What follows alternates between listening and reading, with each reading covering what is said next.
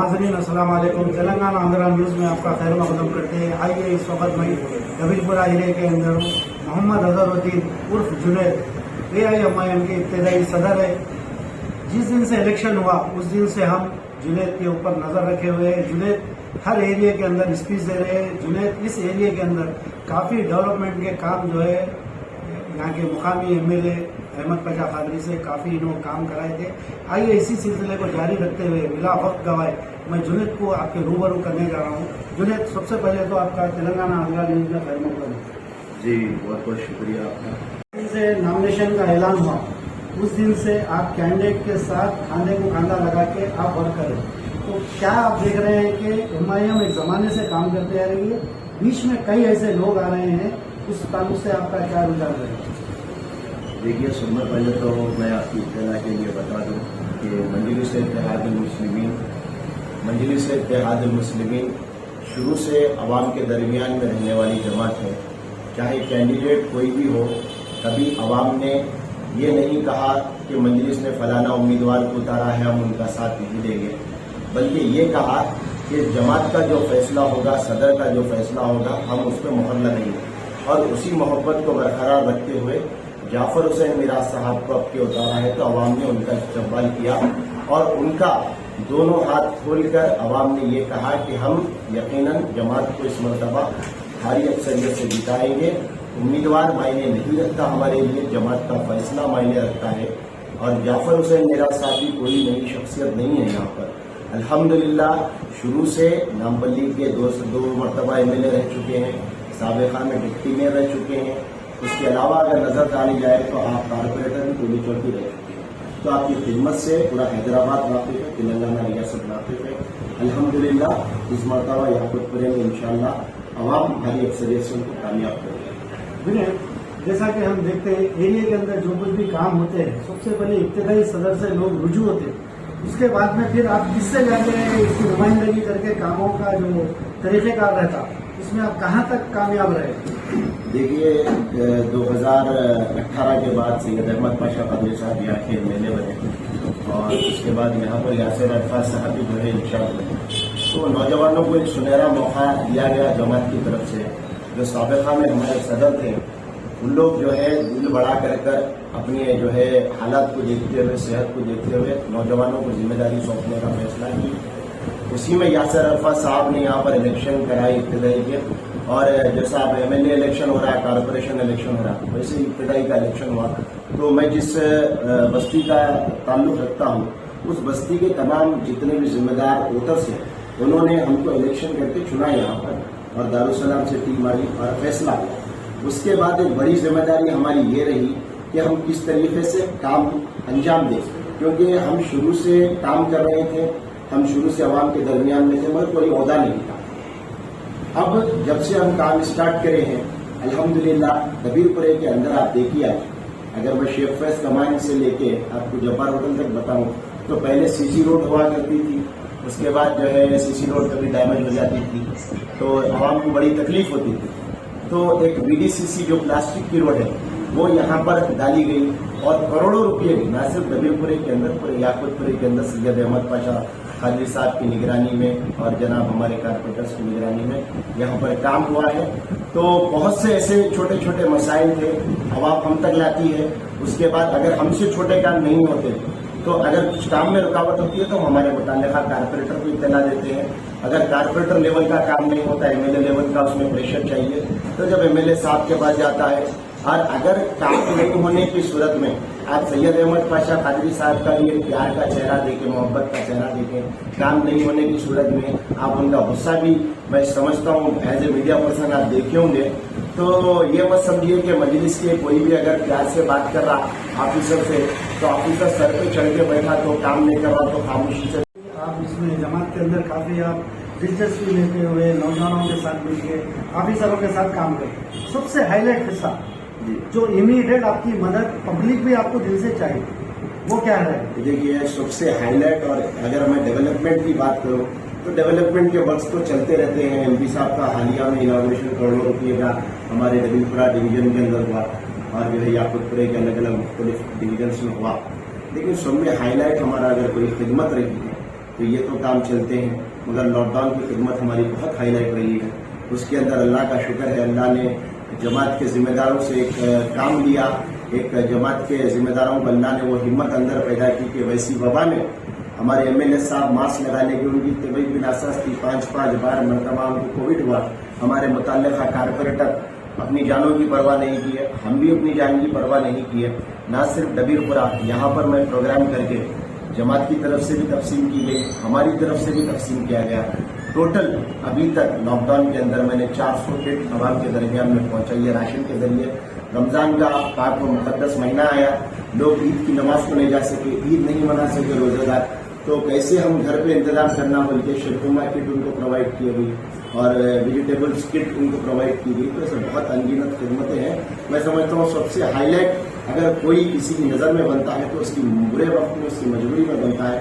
تو اس سے برا وقت جو ہے کووڈ سے برا وقت شاید ابھی تک کسی کو نہیں آیا ہوگا حیدرآباد کے اندر حالیہ دنوں کے اندر. تو وہ ہماری خدمتیں رہی ہیں الحمدللہ.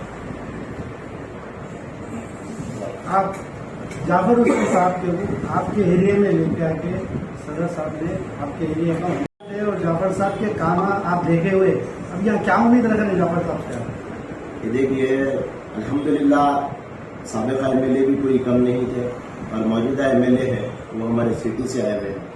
تو اللہ کا شکر ہے، ان کی خدمتیں تو میں اب سے نہیں 2016 سے جعفر حسین صاحب کے ساتھ مہاراشٹرا کے اندر کئی مقامات پر الیکشن کیمپیننگ کر چکا ہوں، جن سے ان کے ساتھ دے چکا ہوں. میرا جو ہے خوشنصیبی بھی ہے وہ، تو ان کو میں اچھی طریقے سے واقف ہوں.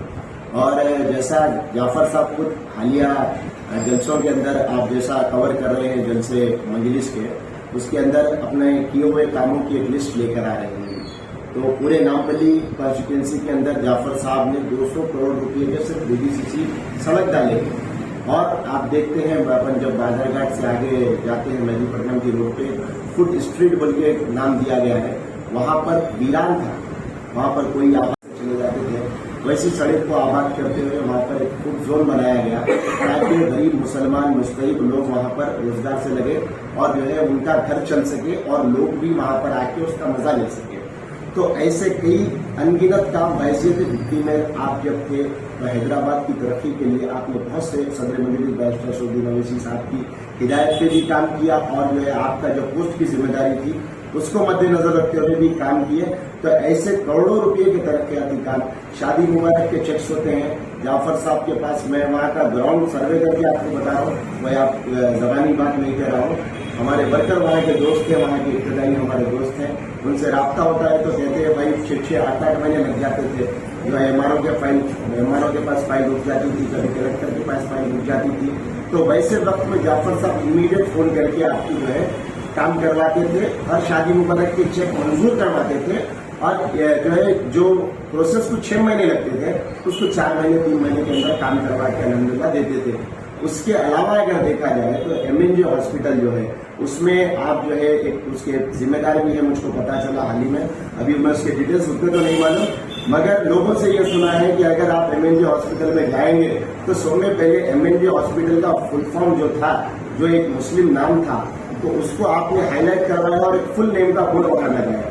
اس کے بعد وہاں پر اگر کوئی جاتا ہے، کینسر کا مریض ہوتا ہے، کسی بھی مرض میں مبتلا ہوتا ہے، تو فوری طور پہ اگر کسی کو بیڈ نہیں ملتا، کسی کو صحیح ٹریٹمنٹ نہیں ملتا، تو جعفر حسین میراث صاحب کی خدمتیں اور رتبہ اللہ کے فضل و کرم سے ایسا رہا کہ وہاں پر فوری طور پر ان کا علاج کیا جاتا تھا، پورے ٹیسٹ کیے جاتے تھے. اور اللہ کا شکر ہے وہاں کی لوگ. یاقوت پورے کی باری، یاقوت پورے میں ہم کو امید ہے انشاءاللہ. مخالفین مجلس یہ کہہ رہے ہیں کہ یاقوت پورے کے اندر کوئی ڈیولپمنٹ نہیں، اس کو آپ کیسا دیکھ رہے ہیں؟ یہ آخری سوال ہے. دیکھیے مخالفین مجلس کو تو اگر آپ ایک بات بولو، آپ میڈیا پرسن ہیں، آپ پورے یاقوت پورے کے اندر سروے کر لیجیے.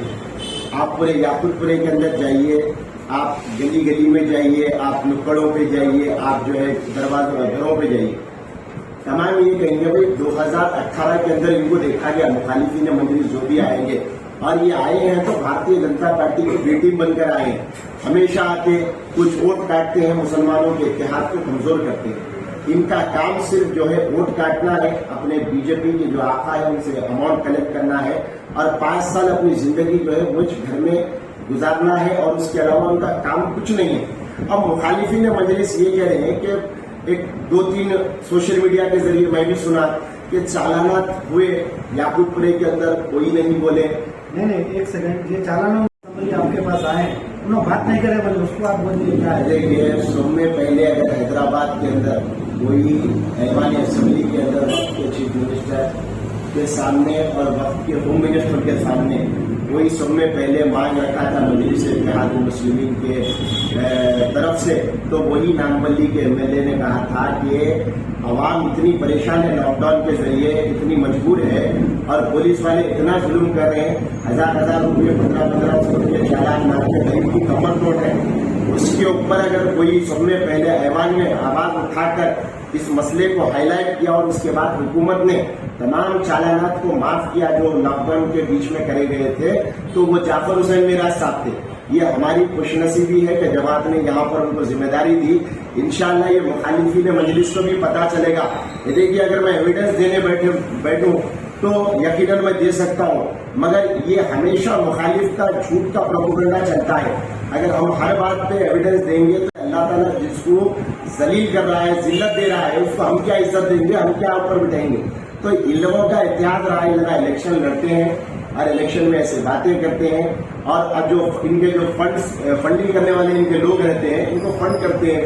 पहले तो पुकारा करते हैं हमारे पास पैसे नहीं है, हमारे पास जलसे करने वो नहीं है, फलाना कर रहे हैं। आज जाकर देखिए आप जलसे किस तरीके से हो रहे हैं, स्टेज किस तरीके से सज रहे हैं और किस तरीके से जो है फंडिंग हो रही। तो यही कहना चाहता हूं मैं आप तमाम से कि ये बातें चलते रहेंगी और ये बातें चलती रहेंगी और ये बातों पे अपने को नजर डालने की जरूरत नहीं है। बस मैं एक गुजारिश करता हूं हमारे याकूबपुरे की तमाम वोटर्स से, माँ बहनों से, दोस्तों से, भाइयों से जो 18 साल के हो चुके हैं, 30 नवंबर के दिन इस मरतबा अपने जमात के उम्मीदवार मजलिस के जनाब जाफर हुसैन मिराज साहब को कामयाब करें। और ये बात भी कहना चाहता हूँ कि याकूबपुरे में देखा जा रहा था पोलिंग परसेंटेज में बड़ी गिरावट हो रही, काम में कोई कमी नहीं की, इब्तदाई हो, कारपोरेटर हो, एमएलए हो, अल्लाह का शुक्र है, अल्लाह का करम है, किसी चीज की तकलीफ नहीं है, बहुत काम हुआ है। तो वोटर्स की भी जिम्मेदारी है, एक दिन लिखिए, अपने इत्तेहाद का सबूत दीजिए, अपने एक होने का सबूत दीजिए। ये नहीं कि 12 के बाद आप निकल कर पोलिंग स्टेशनों पे आ रहे, नहीं मेरे भाई, 6 बजे आके निकलिए। आप लाइन में कतार में खड़िए, 1 घंटा इंतजार करना पड़ता, आप करिए और हमारे भी हिम्मत में इजाफा करिए ताकि हम ऐवान असेंबली में याकूबपुरे के अंदर जो है ज्यादा से ज्यादा डेवलपमेंट वर्क्स ला सके। वो तभी मुमकिन है ज्यादा से ज्यादा और लड़के लाना जब एक वोटर अपना वोट मजलिस के हक में करेगा, हमारी ताकत में इजाफा करेगा ताकि हम ऐवान में लड़के अपने लिए काम कर सकें। शुक्रिया। नाज़रीन, ये थे अजहरुद्दीन जुनैद, इनकी काफ़ी गुफ्तगू, हमने कई ऐसे सवाल इनको चुटते और कई ऐसे सवाल इनसे पूछे जिसका इन्होंने बिल्कुल सीधा जवाब दिए। नाज़रीन, अब दीजिए मुझे इजाज़त, मैं मेरे साथी आदिल के साथ तेलंगाना आंध्रा न्यूज़ हैदराबाद।